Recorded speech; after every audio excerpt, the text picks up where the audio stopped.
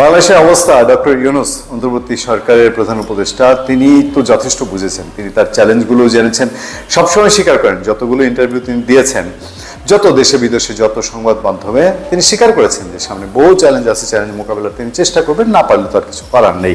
তবে তার ইচ্ছা আছে, আগ্রহ আছে, তিনি তার অন্যকে শক্তি হিসেবে নিয়েছেন।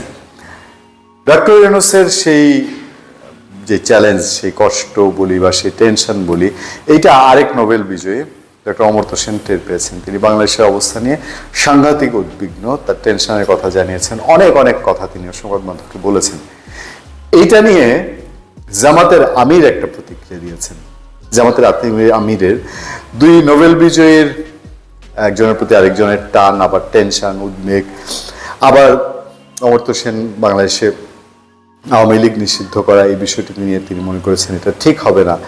এই সব কিছু নিয়ে জামাতের বক্তব্য থাকতেই পারে, এবং এই সময়ে আলোচিত সংগঠন জামাতে ইসলাম নিশ্চয়ই তার কিছু প্রতিক্রিয়া অমর্ত্য সেনের বক্তব্যের প্রতিক্রিয়ায় যা বলছেন দেখেন।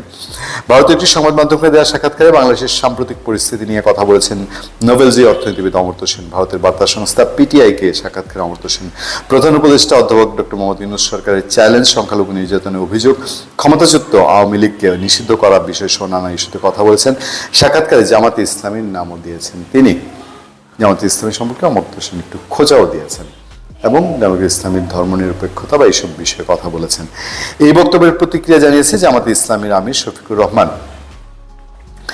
সোমবার নিজের ভেরিফাইড ফেসবুক পেজ থেকে তিনি প্রতিক্রিয়াটি জানান। সাক্ষাৎকারে অমর্ত্য সেন বলেন, বাংলাদেশের বর্তমান পরিস্থিতি তাকে গভীরভাবে প্রভাবিত করেছে, অমর্ত্য সেন বলছিলেন, এবং তিনি উদ্বিগ্ন যে দেশটি কিভাবে এই সংকট মোকাবেলা করবে। তিনি জোর দিয়ে বলেন, বাংলাদেশ দীর্ঘদিন ধরে জামাত সহ বিভিন্ন সাম্প্রদায়িক শক্তিকে নিয়ন্ত্রণে রেখেছে এবং দেশটির উচিত নিরপেক্ষতার প্রতিশ্রুতি অব্যাহত রাখা। প্রতিক্রিয়া জামাতের আমির বলেন, ভারতের নোবেল বিজয়ী অর্থনীতিবিদ অমর্ত্য সেন সম্প্রতি বাংলাদেশের অভ্যন্তরীণ ব্যাপারে অনাকাঙ্ক্ষিত নাক গলানোর মতো কথা বলেছেন। জানি না তার বিবেক কোথায়। বাংলাদেশকে সহনশীলতার সবক দেওয়া হোক, প্রয়োজন নেই। তিনি যে দেশে এবং সমাজে বসবাস করেন সেই সমাজের আয়নায় নিজেকে দেখার চেষ্টা করুন। দেখেন, জামাত ইসলামের আমিরকে আমরা গত কিছুদিন ধরে বলি, উনি অনেক বেশি অ্যাক্টিভ, অনেক বেশি ডেলিভারেট, অনেক বেশি প্রয়োজনীয় ক্ষেত্রে যেসব কথা যেভাবে একদম টু দি পয়েন্ট বলা দরকার সেভাবে বলছেন, কিন্তু এই জায়গাটায় দ্বিমত না করে পারা যায় না। একজন বিশ্বনন্দিত নোবেল বিজয়ী ডক্টর মোহাম্মদ ইউনূস, তিনি পৃথিবীর বিভিন্ন ইস্যু নিয়ে কথা বলেন। বাংলাদেশের অর্থনীতি, বাংলাদেশের বড় বড় বিজ্ঞানীরা কথা বলেন। আমরা বাংলাদেশে বসে থেকে আমরা আমাদের মতো চুনোপুটি তো আমরা ডোনাল্ড ট্রাম্প এবং জেলেনস্কির তর্ক বাকবিতণ্ডা নিয়ে কথা বলি।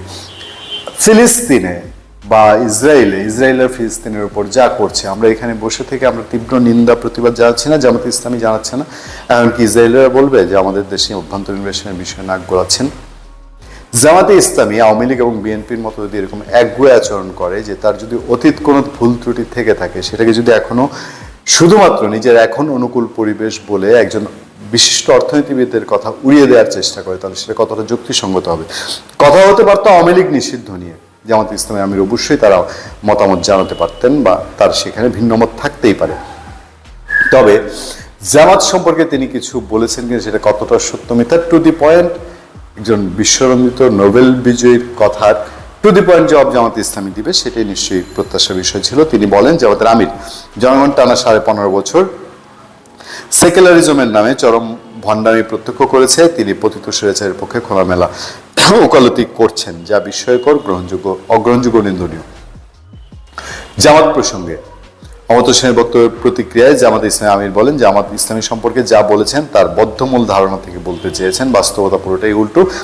সংখ্যালঘু বলে তিনি যাদেরকে চিহ্নিত করেছেন সেই সমস্ত ভাই বোনদের উপর নির্যাতনকারী দানবদের নাম হচ্ছে আওয়ামী লীগ। সাহস থাকলে তা বলে দিন, পারবেন না, কারণ আমরা সীমাবদ্ধ সুশীল। বাংলাদেশের অভ্যন্তরীণ বিষয়ে অসময়ে অসময়ে নাক গলানোর দেশপ্রেমিক জনগণ একেবারেই পছন্দ করে না বলে উল্লেখ করেন শফিকুর রহমান।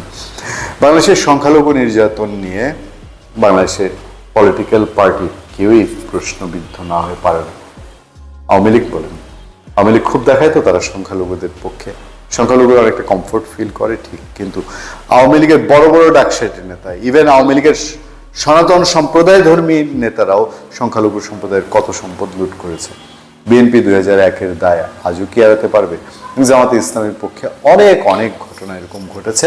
তারা ইদানিং সংখ্যালঘুদের মধ্যে, বিশেষ করে সনাতন ধর্মাবলম্বীদের মধ্যে তাদের রাজনৈতিক দলের জামাতের একটা সনাতন ধর্মাবলম্বী বা হিন্দু উইং খোলার চেষ্টা করছেন। কিন্তু এর আগের ইতিহাস, 71-এর ইতিহাস, এগুলো তো প্রশ্নবিদ্ধ থেকেই যাবে।